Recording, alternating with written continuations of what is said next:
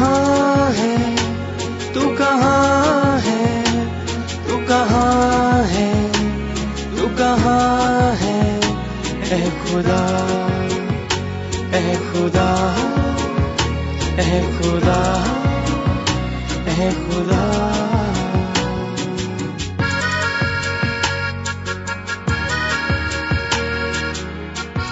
خدا کی تلاش. آج ہمیں اپنے ارد گرد کوئی نہ کوئی ایسا شخص ضرور ملے گا جو خدا کے وجود سے انکاری ہے، یعنی ملحد ہے. ان کی ملحدانہ سوچ کے پیچھے کیا محرکات ہیں ہم نہیں جانتے، مگر ہم اتنا جانتے ہیں کہ شاید خدائے واحد کے بارے میں ان کا علم ناقص و کمزور ہے، جس کی وجہ سے وہ خدا کے وجود ہی سے انکاری ہو گئے. آپ کے لیے ہم نے پروگراموں کا ایک ایسا سلسلہ شروع کیا ہے جس کو سن کر آپ سچے، پاک، واحد آسمانی خدا کی خصوصیات کو جان کر ملحدانہ سوچ سے بچ سکتے ہیں. تو آئیے سنتے ہیں پروگرام خدا کی تلاش.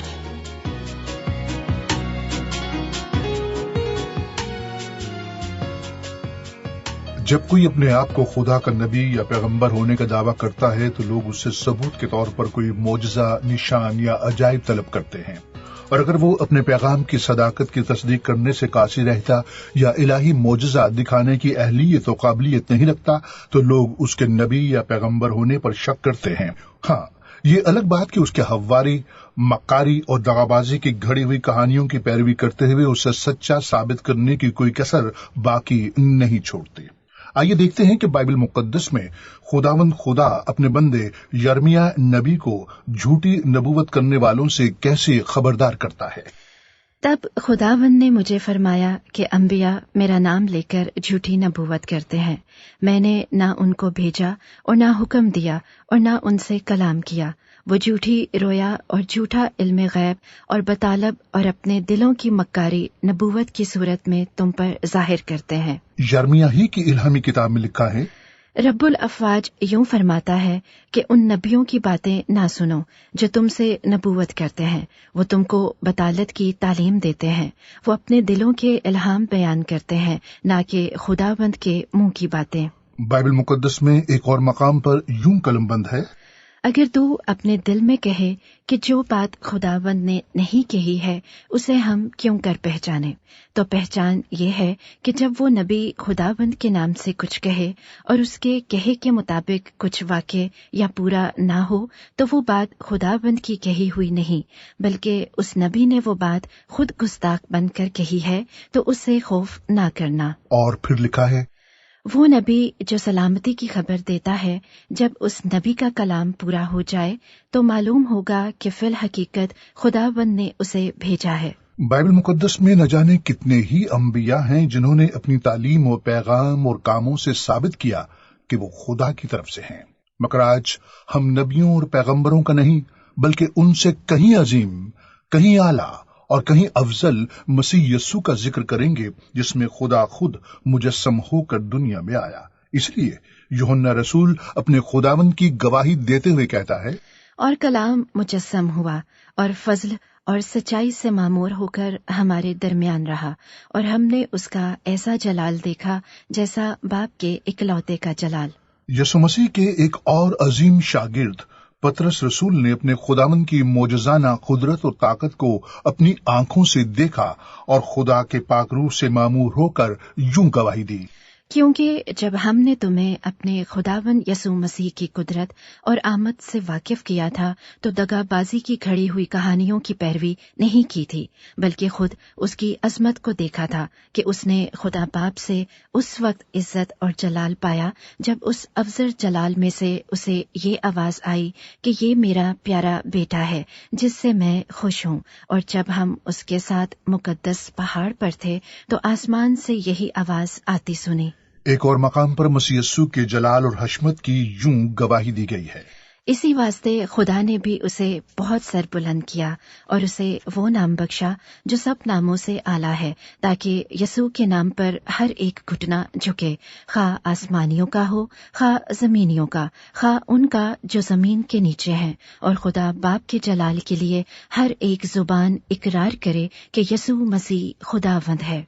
अगर आप इंजील मुकद्दस का मुताला करें तो अया होगा कि मसीह यस्सू की अजीब और अनोखी पैदाइश, मुर्दों में से जी उठना और फिर जिंदा आसमान पर उठाया जाना बजाते खुद एक मौजज़ा है, जिससे आज तक कोई नबी पैगंबर नहीं गुजरा और ना कभी गुजरेगा।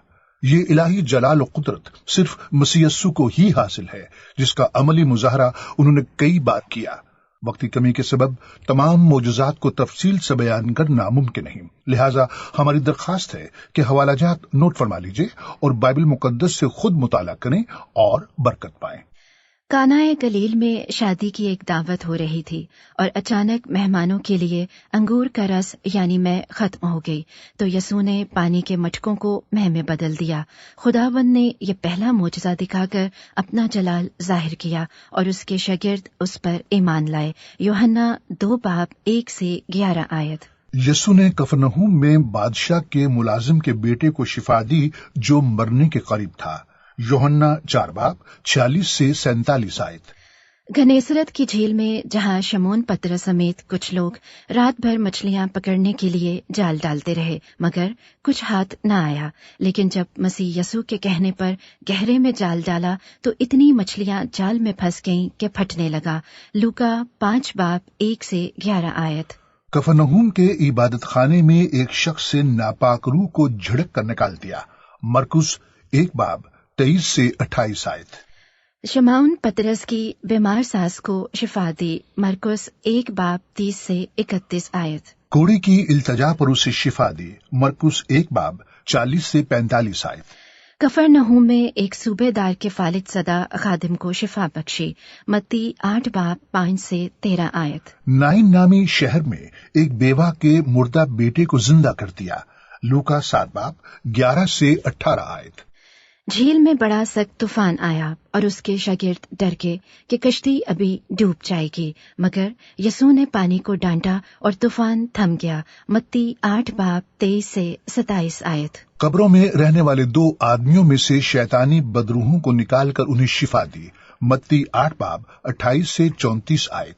एक मफलूज और अपाहज शख्स को यह कहकर शिफा दी, उठ, अपनी चारपाई उठा और अपने घर चला जा। वो उठकर अपने घर चला गया। लोग ये देखकर डर गए और खुदा की तमजीद करने लगे, जिसने आदमियों को ऐसा इख्तियार बख्शा। मत्ती 9:1-8 आयत। हुक्मरान की मुर्दा बेटी को जिंदा कर दिया। मत्ती 9:18-26 आयत। एक नहायत मूजी बीमारी से नाउमीद औरत, जिसके 12 बरस से खून जारी था, यसू की पोशाक का किनारा छू लेने से शिफा पाई। लूका 8:43-48 आयत। यसू ने 2 अंधों की आंखों को छुआ तो उनकी आंखें खुल गईं। मत्ती 9:27-31 आयत। जब यसू ने एक गूंगे को, जिसमें बदरू थी, शिफा दी तो वो बोलने लगा। मत्ती 9:32-33 आयत। यसू ने बैत हस्ता के हौज के बरामदे में 38 बरस से बैठे मफलूज और अपाहज आदमी को शिफा दी।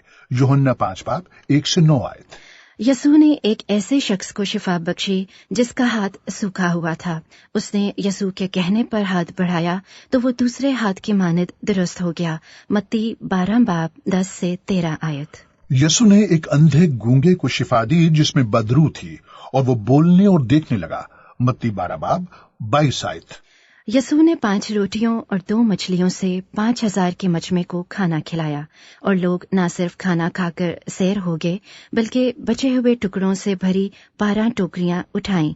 मत्ती 14:15-21 आयत। यसू ने एक कनानी औरत की बेटी को शिफा दी जिसे एक बदरू बुरी तरह से सताती थी। मत्ती 15:22-28 आयत। लोग एक बहरे को, जो हकला भी था, यसू के पास लाए और उसने उसे शिफा दी और उसके कान खुल गए और जबान की गिरा भी खुल गई और वो साफ बोलने लगा। मत्ती 7:31-37 आयत। एक और मौके पर यीशु ने 7 रोटियों और कुछ छोटी मछलियों से सिवा औरतों और बच्चों के 4000 मर्दों को अपनी इलाही कुदरत से खाना खिलाया। मत्ती 15 बाब 32 से 39 आयत। बैत सैदा में लोग एक अंधे को यीशु के पास लाए और उसने उस पर हाथ रखे और वो शिफा पाकर देखने लगा। मरकुस 8 बाब 22 से 26 आयत। यीशु ने एक आदमी के बेटे को शिफा बख्शी जिसमें बदरू थी और उसे मिर्गी आती थी। मत्ती 17 बाब 14 से 21 आयत। एक मौके पर यीशु ने अपनी मोजज़ाना कुदरत से एक जन्म के अंधे शख्स को शिफा दी। यूहन्ना 9 बाब 1 से 38 आयत। यीशु ने इबादत खाने में एक औरत को शिफा दी जो 18 बरस से किसी बदरू के कब्जे में थी और कुबड़ी हो गई थी। लूका 13 बाब 10 से 17 आयत। यीशु फरीसियों के सरदारों के यहाँ खाना खाने को गया और देखा कि एक शख्स जलंधर का मरीज है, यानी उसका जिस्म फूला हुआ है। यीशु ने उसे हाथ लगाकर शिफा बख्शी। लूका 14 बाब 1 से 4 आयत। एक गांव में 10 कोढ़ियों ने यीशु को पुकारा कि हम पर रहम कर, और उसने उन्हें उसी घड़ी कोढ़ से पाक साफ कर दिया। लूका 17 बाब 11 से 19 आयत। यीशु ने मुर्दा लाजर को, जो 4 दिन से कब्र में पड़ा था और उसके बदन से बदबू आ रही थी, एक ही आवाज देकर जिंदा कर दिया। यूहन्ना 11 बाब 1 से 46 आयत। एक मौके पर राह के किनारे बैठे 2 अंधों ने सुनकर कि यीशु जा रहा है, चिल्लाकर कहा कि हम पर रहम कर, और यीशु ने उनकी आंखों को छुआ और वो बीना हो गए। मत्ती 20 बाब 30 से 34 आयत।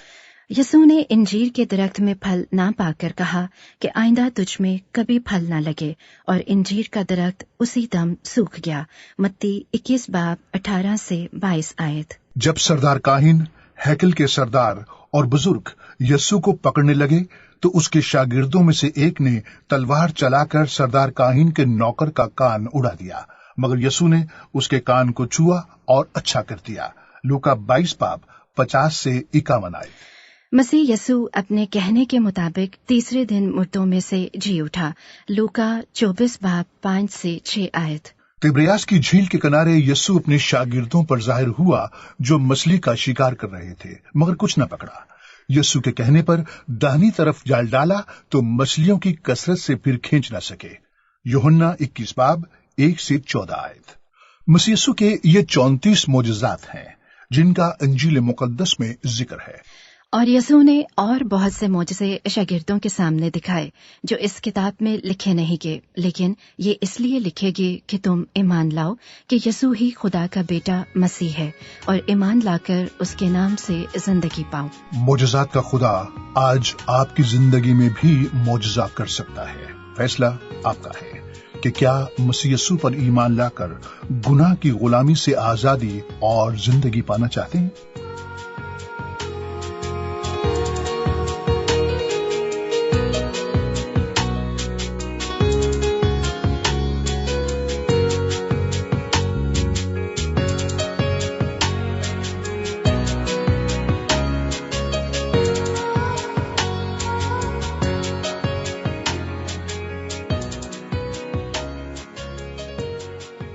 खुदा जबरदस्ती इंसान पर अपनी मर्जी नहीं ठोंसता, बल्कि पूरी आजादी देता है कि वो अपने लिए जो बेहतर है चुने, क्योंकि खुदा आजादी देने वाला खुदा है, और खुदा की यही वो खसूसियत है जिसका हम अपने अगले प्रोग्राम में जिक्र करेंगे। सुनना मत भूलिएगा।